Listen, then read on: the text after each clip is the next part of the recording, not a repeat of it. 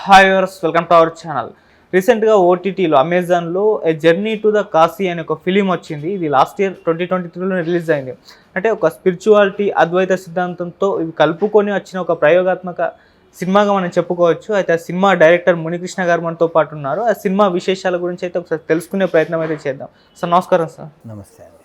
Sir, journey to the Kashi film మనం చూస్తున్నాం. అద్వైతం and spirituality ఈ కాన్సెప్ట్ చుట్టూ ఈ సినిమా తిరుగుతుందన్నారు. మరి ఎందుకు ఈ కాన్సెప్ట్ని ప్రధానంగా తీసుకునే ప్రయత్నం చేస్తారు? ఈ కాన్సెప్ట్ ద్వారా అంటే ఏం చెప్పే ప్రయత్నం చేస్తారు ఆడియన్స్కి?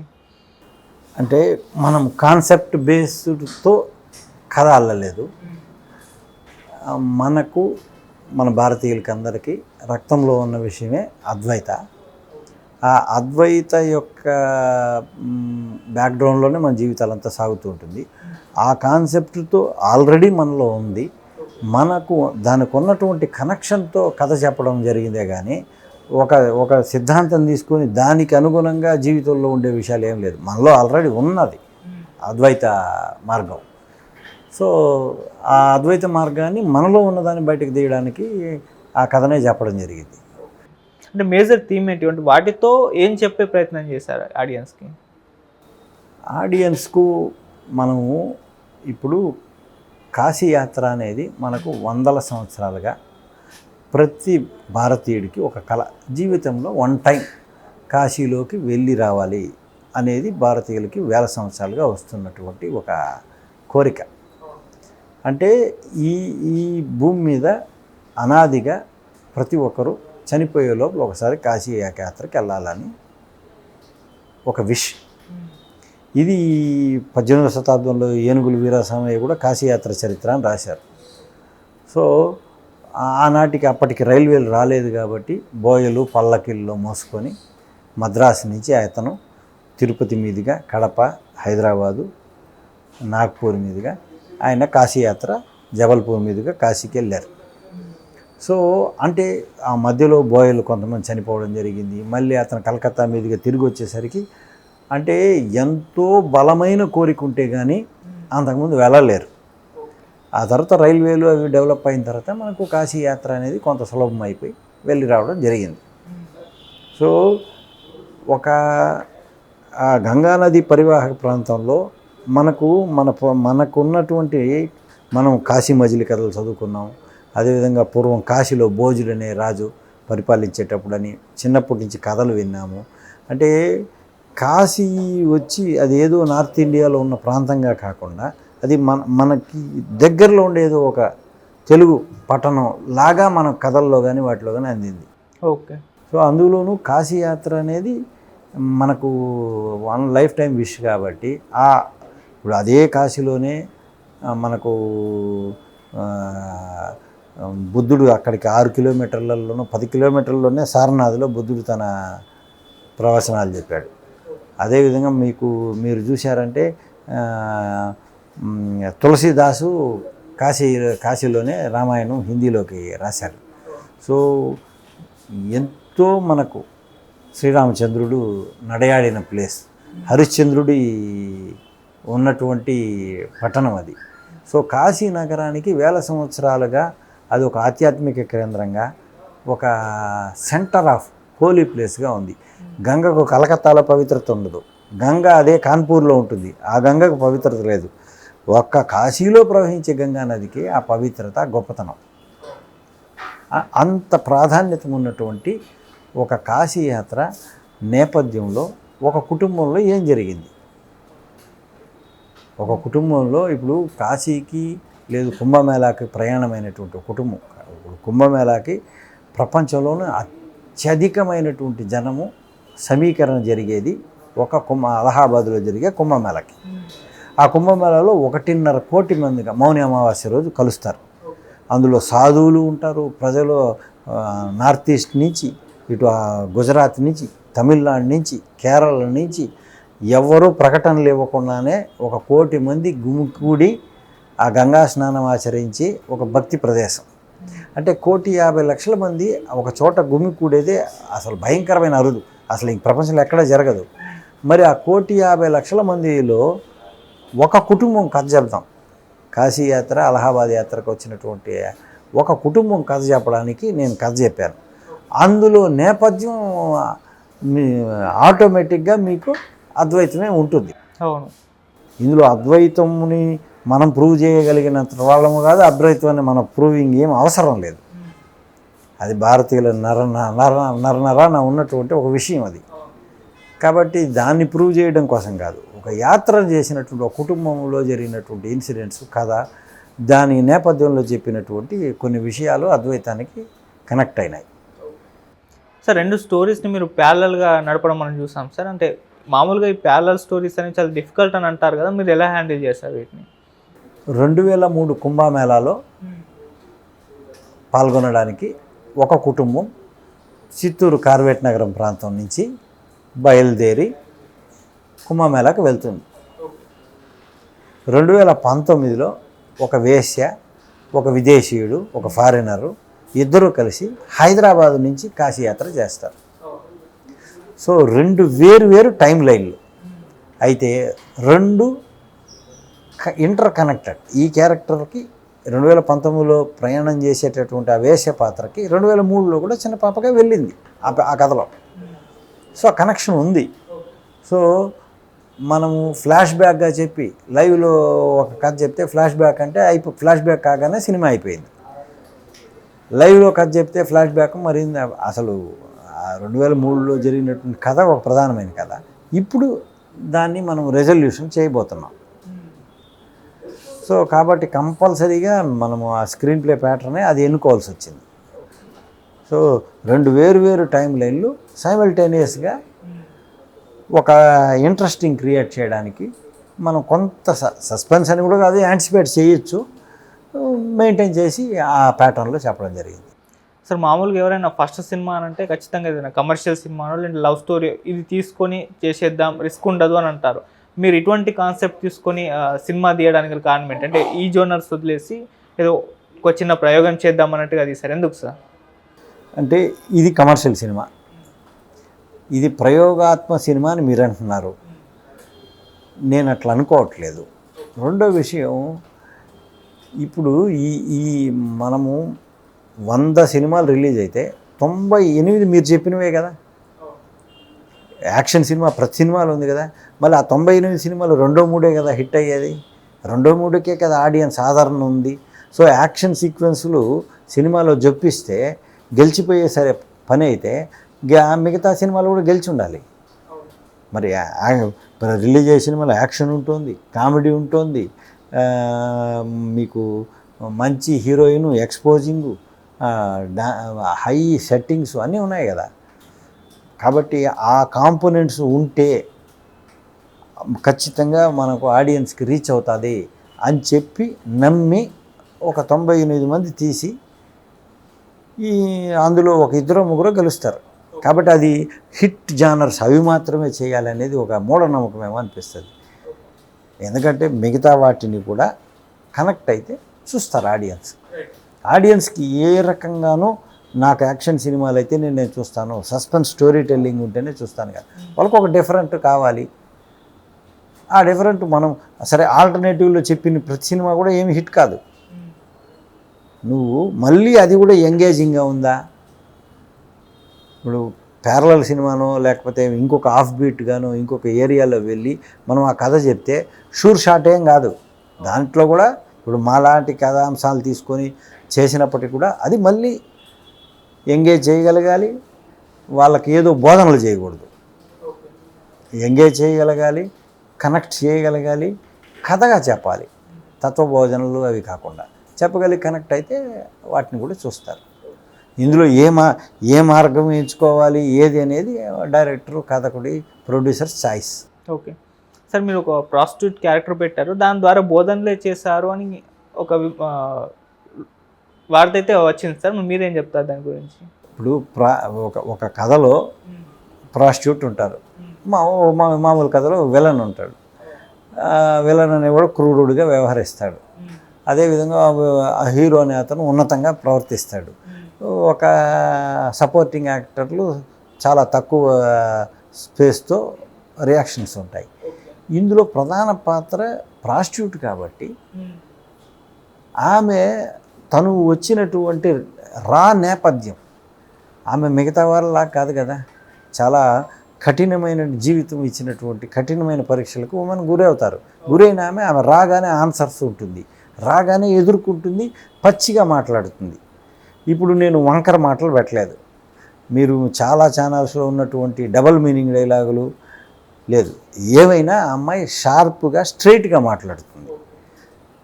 మీకు అట్లా కాకుండా డబుల్ మీనింగ్తో మాట్లాడినటువంటివి అందరూ కలిసి చూసి ఎంజాయ్ చేయొచ్చు. ఇందులో ప్రాస్టిట్యూట్ చాలా ఫోర్స్ఫుల్గా స్ట్రైట్ ఫార్వర్డ్గా మాట్లాడడం మాకు అభ్యంతరం. అంటే ఇంకా డబుల్ మీనింగు ఇండైరెక్ట్ మాటలే అలవాటైపోయాం కాబట్టి అవి అసభ్యమైనవి. ఆమె తన ఫ్రస్ట్రేషన్ నుంచి మాట్లాడే మాటలో లేకపోతే తన పాయింట్ ఆఫ్ వ్యూ చెప్పేదో ఫోర్స్ఫుల్గా ఉందే తప్ప అది ఏమీ ఇంటెన్షన్తో పెట్టింది కాదు, అదేదో కమర్షియల్ ఆస్పెక్ట్ కాదు. సార్ అంటే మీరు ఏ సెక్షన్ ఆఫ్ ఆడియన్స్ని అట్రాక్ట్ చేద్దామని చెప్పేసి అంటే ఈ పాయింట్ తీసుకున్నారు? అంటే స్పిరిచువాలిటీ అద్వైత సిద్ధాంతం అన్నారు, స్పిరిచువల్ పర్సన్స్నా, ఫ్యామిలీ ఆడియన్స్నా, లేకుంటే యూత్నా, ఎవరిని టార్గెట్ చేసుకుంది? ఒకటి స్పష్టంగా చెప్పాలండి, యూత్ ఇదే లైక్ చేస్తారని లేదు.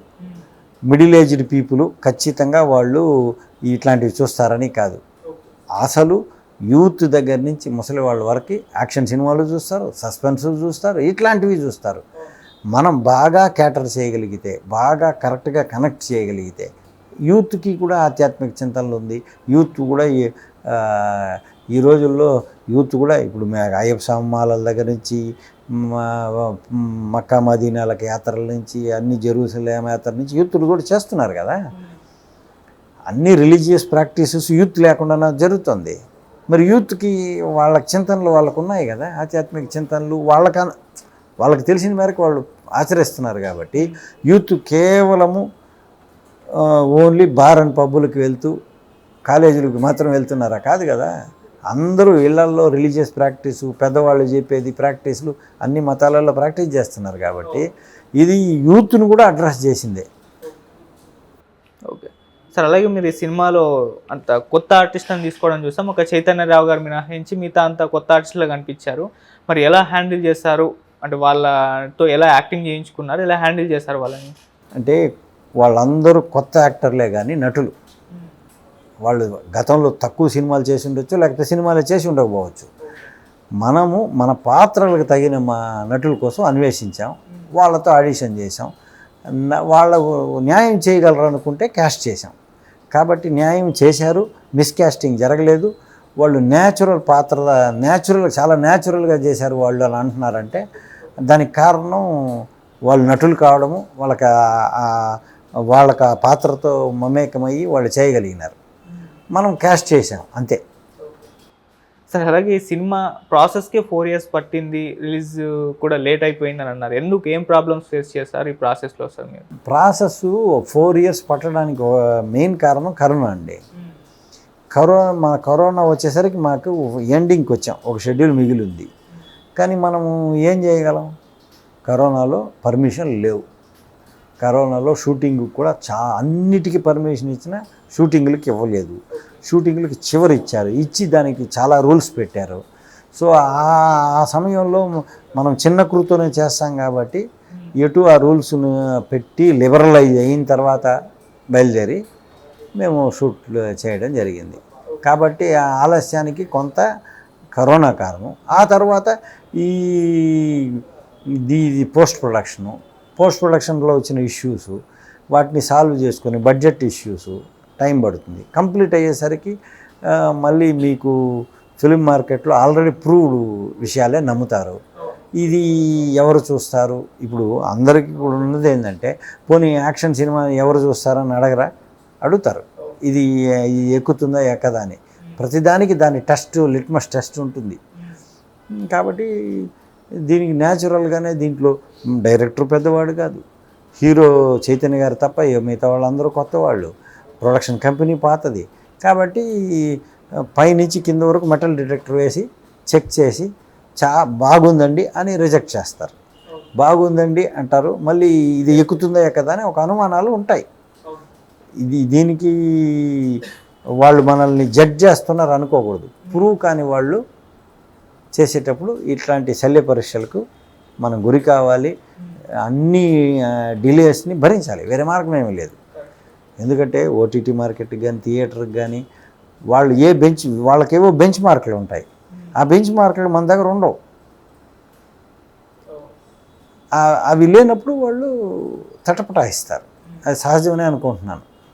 ఓకే సార్, 4 years షూటింగ్ అంటేనే ఒక డిఫికల్ట్ టాస్క్తో కూడుకున్నది. మళ్ళీ షూటింగ్ టైంలో ఏమైనా ప్రాబ్లమ్స్ ఫేస్ చేస్తారు? ఎందుకంటే సెకండ్ హాఫ్ మొత్తం కూడా కాశీలో ఉంటుంది. మరి కాశీలో ఏ విధంగా షూట్ చేస్తారు? కాశీ కాకుండా ఇంకే లొకేషన్స్లో తీశారు? ఏం ప్రాబ్లమ్స్ ఫేస్ చేస్తారు సార్ షూటింగ్ టైంలో? మొదట మేము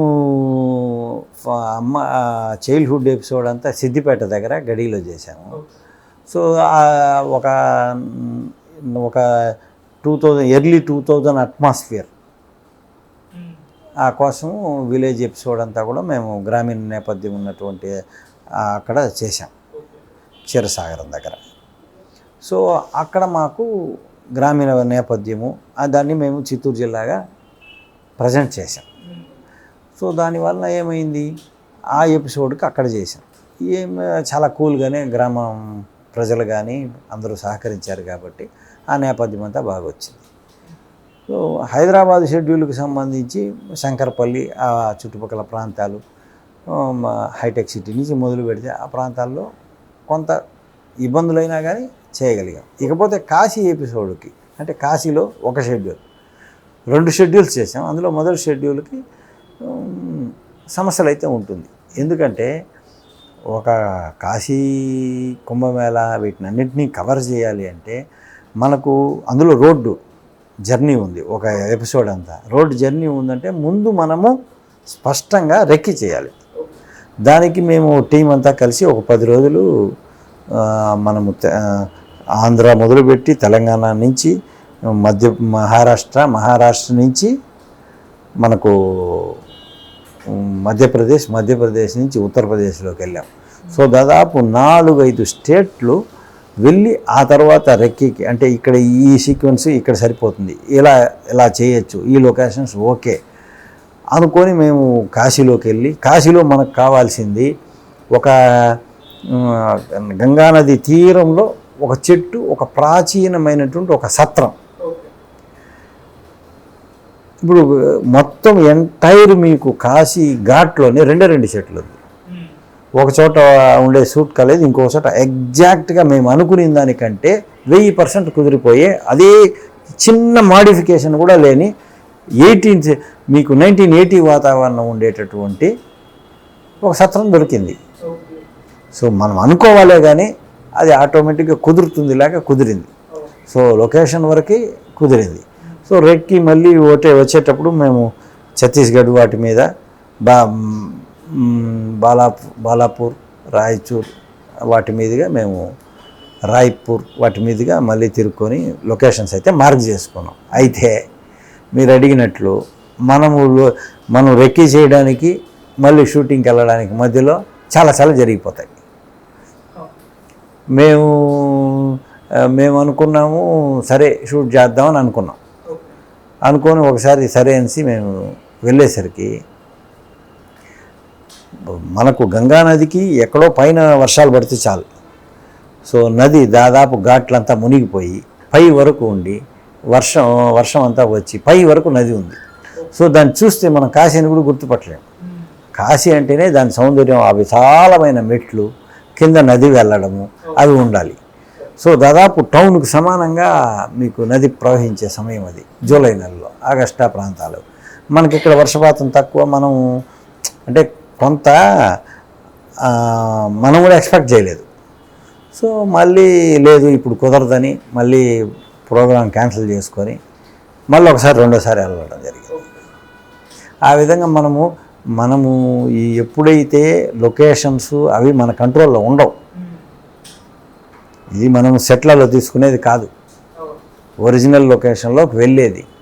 సో మనం రాసుకునేదంతా అలాగే తీయగలము తీసే అనేది ఉండదు. కొన్నిసార్లు మనం రాసుకునే దానికంటే అద్భుతమైన లొకేషన్లు దొరుకుతాయి. కొన్నిసార్లు మనము ఉన్న వాటిలో మార్చి చేసుకోవాలి.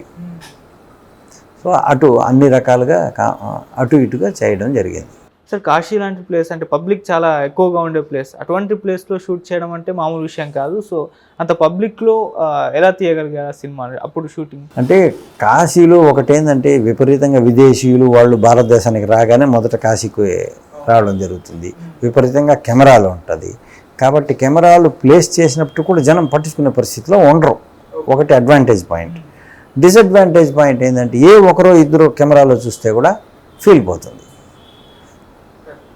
కాబట్టి చాలా జాగ్రత్తగా మనము చేయాలి. ఇప్పుడు గంగా హారతి ఉంది, గంగా హారతిలో మనం రీక్రియేట్ చేయలేం. సో గంగా హారతి జరిగే సమయంలో మన ఆర్టిస్ట్ని లోపల కూర్చోబెట్టి వాళ్ళు గంగా హారతిని వింటున్న ఫీల్ రావడానికి మనం దాన్ని షూట్ చేసుకుంటాం. అది దానికి ఏమి అభ్యంతరాలు ఏమి ఉండవు. మనము పెద్ద పెద్ద కెమెరాలు సెటప్ కాకుండా స్మాల్ క్రూతో అయితే అట్లాంటి దాన్ని అట్లే ఎక్స్ప్లోర్ చేయొచ్చు. సార్ అక్కడ ఉన్న స్వాములు అంటే సినిమాల్లో స్వాములు అఘోరాలు కనిపిస్తుంటారు కదా, వాళ్ళు ఆర్టిస్టా లేకుంటే అక్కడ ఉన్న వాళ్ళనే తీసారా సార్? అంటే మనకు చైతన్యరావు తప్ప మీకు ఎవరికి మనము గెటప్లు వేయలేదు. ఎందుకంటే అక్కడున్న సాధువులు ఆ రకమైనటువంటి ఇవి మనం ఇమాజిన్ చేయలేం. ఇమాజిన్ చేస్తే కూడా చాలా తక్కువే ఉంటుంది. అంత విభిన్నమైనటువంటి ఒక వస్త్రధారణ ఆ రకమైన ఉన్నవాళ్ళు ఉన్నప్పుడు వాళ్ళని మనం రిక్వెస్ట్ చేసి దాంట్లో పెద్దగా వాళ్ళు నటించాల్సిన పనిలే, జస్ట్ ప్రజెన్సే మనకు మూడ్ ఇస్తుంది. కాబట్టి ఆ సాధువులు కానీ వాళ్ళందరూ కూడా నిజమైన వాళ్ళే. సో ఎలా కన్విన్స్ చేస్తారు వాళ్ళని? డైరెక్ట్ అంటే పర్మిషన్ లేకుండా తీసేస్తారు లేకుంటే వాళ్ళు యాక్సెప్ట్? వాళ్ళకి మనము మన నాగేంద్ర అని ఉన్నారు మా మెయిన్, అతను వెళ్ళి కన్విన్స్ చేసి తెచ్చాడు. ఎలా తెచ్చాడంటే నాకంటే కూడా అతనికి తెలుస్తుంది. ఇంకొకటి ఏంటంటే సామర్థ్యమైనటువంటి వాళ్ళు ఉంటే మనం ఏది అడిగితే అది క్రియేట్ చేయగలరు వాళ్ళు. ఇప్పుడు ఘాట్లలో నేను ఆ అమ్మాయి చూసేటప్పుడు ఆ ఘాట్లలో ఇప్పుడు ఘాట్లో మనం యాత్రికులు కానీ ఘాట్లకు ఆనుకొని ఉన్నటువంటి పిల్లలు పెద్దవాళ్ళు అక్కడ వాకింగ్కి వస్తారు, లేదంటే వాళ్ళు అక్కడ స్నానాలు చేస్తారు, లేదంటే వాళ్ళు ఇంకేదో చేసుకుంటుంటారు, పిల్లలు ఆడుకుంటారు. కాబట్టి నేను క్రికెట్ ఆడాలి అని అనగానే మనం అనుకున్నప్పుడు పిల్లలు వచ్చి అక్కడ ఆడరు కదా. ఓ 10-15 నిమిషాల్లో నాగేంద్ర అటు వెళ్ళాడు, లోపలికి వెళ్ళాడు, ఎవరితో ఏమి హిందీలో మాట్లాడాడో మనకు అక్కడ క్రికెట్ పిల్లలు ఒక 20 మంది వచ్చి పిల్లలు ఆడడం మొదలుపెట్టారు. అట్లా మనం షూట్ చేసుకున్నాం. పిల్లలు ఆడుకుంటూ ఉంటారు, ఆ అమ్మాయి చూస్తూ ఉంటుంది. ఆ సీక్వెన్స్లు అంతా తీయడానికి అవుతుంది. అంటే మోటివేషను స్పిరిట్ ఉందంటే మనము అక్కడికక్కడ వచ్చిన ఆలోచన కూడా ఎగ్జిక్యూట్ చేయగలం. కొన్నిసార్లు కుదురుతుంది, కొన్నిసార్లు కుదరదు. ఎక్కువసార్లు మంచి అసిస్టెంట్లు స్పిరిటెడ్గా చేసేవాళ్ళు ఉంటే అవుతుంది. ఓకే సార్, ఈ సినిమాకి సంబంధించిన రివ్యూని నేను మామూలుగా యూట్యూబ్ ఛానల్లో నేను చూసాను, పాజిటివ్ రివ్యూస్ ఇచ్చారు. అయితే వాళ్ళందరూ కూడా చెప్పే ఒకటి ఏంటంటే సినిమా బడ్జెట్ ఇంకాస్త బాగుంటుంటే అవుట్పుట్ ఇంకా బాగా వచ్చేది, అద్భుతంగా వచ్చేది అన్న ఫీల్ అయితే ఎక్స్ప్రెస్ చేస్తారు సార్. దాని గురించి మీరు ఏం చెప్తారు సార్? ఇప్పుడు బడ్జెట్కి లిమిట్ లేదండి.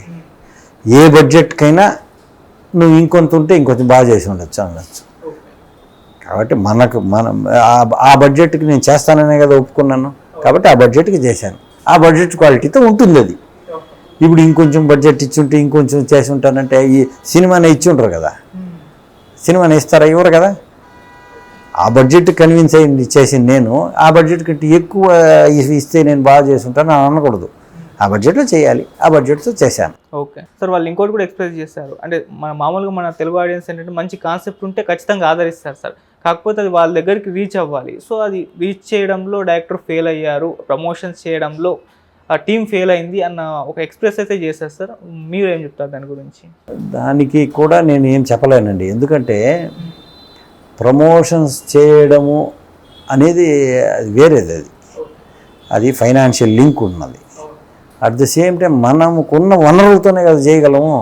ఇంకా నేను ప్రమోషన్స్ కోసం తిరుగుతూనే ఇప్పుడు ఈ ఇంటర్వ్యూ కూడా ప్రమోషన్స్లో భాగమే కదా, ఇంటర్వ్యూలో కూడా ప్రమోషన్స్ భాగమే కదా.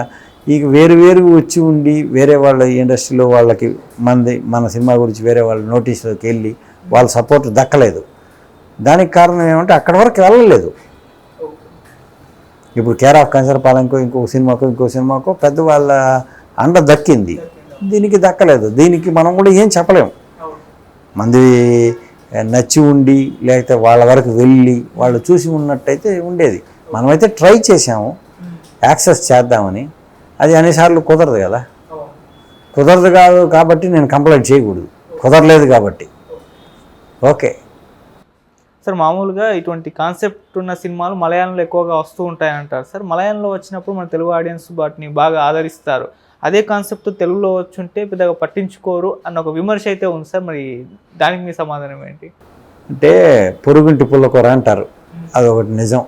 రెండోది ఏంటంటే మలయాళంలో సినిమాలకి అలా ఉంటుందని కన్విన్స్. మనం ఒక ఇంగ్లీష్ సినిమా చూసేటప్పుడు మనం అందులో పాటలు ఉండదని కన్విన్స్డ్ కదా. అవును, కన్విన్స్డ్ కాబట్టి ఏ తెలుగు ప్రేక్షకుడు అందులో పాటలు లేవు అని డిమాండ్ చేయడు. ఇంగ్లీష్ సినిమాలకు వెళ్ళేవాడు ఎవడైనా పాటలు ఉండవని తెలిసి వెళ్తాడు. తెలుగు సినిమాలను చూసేటప్పుడు పాటలు లేదనుకోండి, ఏంది అందులో సాంగ్సే లేవు అనే కంప్లైంట్ వస్తుంది. మలయాళం సినిమా వచ్చి వెళ్ళేవాడు ఆ స్లో పేజ్లో ఆ డ్రామాకి ప్రిపేర్ అయిపోతారు ఆడియన్స్. మనము తెలుగుకి వచ్చేసరికి, తెలుగు సినిమా పెట్టేసుకునేసరికి అసలు హై ఎనర్జెటిక్గా సినిమా కదలాలి, చాలా రిచ్గా ఉండాలి, సాంగ్స్ ఉండాలి, దాంట్లో కంపోజిషన్ ఉండాలి, విపరీతమైనటువంటి యాక్టర్స్ ఎనర్జీ ఉండాలి, అని దూరి కొట్టేయాలి. సో ఈ యొక్క ఏదైతే బింబం ఉందో దానికి ప్రేక్షకులు ఎక్స్పెక్ట్ చేస్తారు. ఇది లేదు అనేసి యాక్చువల్గా ఇది ప్రేక్షకులు కూడా అంతే కంటే ఇది ఎక్కువగా విమర్శకులు వాళ్ళ ఉద్దేశం ప్రకారం. ఇప్పుడు మీరు ఇది విమర్శకులు ఎక్స్పెక్ట్ చేస్తారు. వాళ్ళు తెలుగు సినిమాకి వచ్చేసి తెలుగు సినిమా లాగుంటే ఒక కంప్లైంట్, తెలుగు సినిమా లాగా లేకపోతే ఇది తెలుగు సినిమా లాగా లేదని కంప్లైంట్. ఇప్పుడు మనం ఎట్లా సాటిస్ఫై చేయగలము? మనం తీసింది డాక్యూ డ్రామా, మనకు యాక్షన్ జానర్లోనో హారర్ జానర్లోనో సస్పెన్స్ జానర్లోనో లేని ఎలిమెంట్స్ ఇందులో మాట్లాడితే ఇవి ఉండవు. మీరు మనం కాఫీ తయారు చేసి నేను తీసుకొస్తే మీరు హార్లిక్స్ అడిగితే హార్లిక్స్ ఫ్లేవర్ ఉండదు. ఇందులో కాఫీయే ఉంటుంది, కొంచెం చేదుగా కూడా ఉంటుంది. అంటే హీరోయిన్ బేస్డ్ చూస్తున్నాను, డేట్స్ హీరోయిన్స్ కోసం ట్రై చేస్తున్నాను. మీరు అన్నట్టు కొంత ట్రైబల్ యాక్షన్ అది, దాంట్లో కొంత ఉంటుంది. అంటే ఈ ఎక్స్పీరియన్స్తో నేను ఆ సినిమాని డీల్ చేయలేం. ఎందుకు అంటే ఈ సినిమాకి వచ్చిన బడ్జెట్ లిమిటేషన్స్ కథ వేరు. నెక్స్ట్ వచ్చే సినిమాకి వాటిల్లో ఇంకా ఇంతకంటే పెద్ద సవాళ్ళు లేదంటే ఇబ్బందులు ఉంటాయి. ఎందుకంటే నేను కొంత వేరే యాక్షన్ జానర్లో చేద్దామని అంత స్క్రిప్ట్ ఉంది. సో దానికి సంబంధించిన ప్రీ ప్రొడక్షన్ చేస్తున్నాను. సో అది ఇంక వేరే నేర్పిస్తుంది. ఇంకా మనము జీవితాన్ని నేర్చుకోవడం అనేది ఏమి ఉండదు, నేర్చుకుంటూనే ఉండాల్సిందే. ఎందుకంటే ఒక్కొక్క సినిమా ఒక్కొక్క ఎక్స్పీరియన్స్ ఇస్తుంది. ఇది ఇచ్చిన ఇబ్బందులు నేర్పించింది వేరు. ఇది ఉపయోగపడచ్చు, ఎంటైర్ ఉపయోగపడకుండా పోయినా ఆశ్చర్యం లేదని అనుకుంటున్నాను. నాకు అట్లాంటివి ఏం లేవండి. ఎందుకంటే మన లిమిటేషన్ మనకు తెలియాలి. నేను దర్శకుడిగా ఏమి కాన్ఫిడెంట్గా చేయగలను అవి చేస్తాను. నాకు అట్లాంటి యోచన లేదండి. సార్, ఇప్పుడు పాండ్య సినిమాలు వస్తున్న ఈ తరుణంలో చిన్న సినిమాల హడావిడి తగ్గిపోతుంది, చిన్న సినిమాలకు దొరికే ప్రాధాన్యత దొరకట్లేదు అన్న విమర్శ అయితే గత కొంతకాలం కూడా వినిపిస్తుంది సార్. మీరేం చెప్తారండి? ఇప్పుడు నేను చేసింది పాన్ ఇండియన్ సినిమా, మీరు కాదనడానికే లేదు. ఎందుకంటే నేను already A journey to Kashi అనేదే పాన్ ఇండియన్ సినిమా. తమిళనాడులో మారుమూల పల్లె నుంచి, కాశ్మీర్ నుంచి, గుజరాత్ నుంచి, అస్సాం నుంచి ప్రతి ఒక్క భారతదేశంలో అందరికీ ఒక హోలీ ప్లేస్గా కాశీ ఉంది. దానికి చేసిన ఒక యాత్రలో నేపథ్యంలో జరిగిన కథ ఇది. నేను బడ్జెట్ వైజ్గా ఇది చిన్నది కావచ్చు, ఇది పాన్ ఇండియన్ సినిమానే. డబ్బింగ్ చేస్తే మీకు ఒక 40 కోట్ల మంది నార్త్ ఇండియన్స్ కనెక్ట్ అవుతారు. అవును కదా, మనం బయలుదేరాలనుకుంది. మా అవ్వ చాలా రోజులు పోరు పెట్టింది, నన్ను ఒకసారి తీసుకెళ్ళండి రా అని. మా చిన్నాన్న చనిపోతూ తన అస్థికల్ని కాశీలో కలపమన్నాడని. సో తను మాకు దూర బంధువు ఒక ఆయన నేను కాశీలో చనిపోవాలని లాస్ట్ చివరి స్టేజ్లో వెళ్ళాడని. సో ప్రతి ఒక్కరికి కాశీతో ఎంతో కొంత కనెక్షన్ ఉంది. అట్లాంటప్పుడు ఇది తెలుగు సినిమా మాత్రమే కాకుండా అన్ని రకాల త్రూఅవుట్ భారతదేశానికి అంతా కనెక్ట్ అయ్యేది అని నేను అనుకుంటున్నాను. కాబట్టి ఇప్పుడు పాన్ ఇండియా అంటే మన ఉద్దేశం పెద్ద స్టార్స్, పెద్ద బడ్జెట్, పెద్ద లెవెల్ అనే కాదు, మన మొత్తము ఈ 140 కోట్ల మందికి దాదాపు భారతదేశం అంతా ఉన్న ఫీల్ని కనెక్ట్ చేయగలిగితే అది పాన్ ఇండియా అనుకుంటున్నాను. కాబట్టి నేను నెక్స్ట్ చేసే సినిమాలో కూడా అందరినీ కనెక్ట్ అయ్యే అంశమే తీసుకుంటానేమో, కానీ దాని అర్థం అది పాన్ ఇండియా కాకపోదని నా అభిప్రాయం.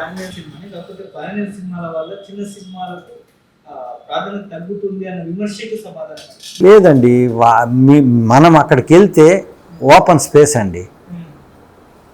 మనం అక్కడికి వెళ్తే ఓపెన్ స్పేస్, మనం అక్కడికి వెళ్ళగలగాల. దానికి ఇబ్బందులు ఉన్నాయి, దానికి నేను కంప్లైంట్ చేయలేదు. ఇది వెళ్ళింది. ఇప్పుడు ఈ సినిమాని హిందీలోకి డబ్ చేసి తమిళ్లోకి కొంత ఓటీటీ ప్లాట్ఫామ్లో పెట్టగలిగి అది ఆడియన్స్కి రీచ్ అయిందంటే ఆ తర్వాత మనం మాట్లాడే మాటలకు వాల్యూ ఉంటుంది. మనం చేసేది ఓకే, ఒక డిఫరెంట్ పాత్లో మనం చేయడం కూడా అందరినీ కనెక్ట్ చేయొచ్చు అని. అందరినీ కనెక్ట్ అయ్యే అంశాలు ఉన్నాయి, అవి చేస్తే అవి పాన్ ఇండియన్ అవుతుంది అనుకుంటున్నాను.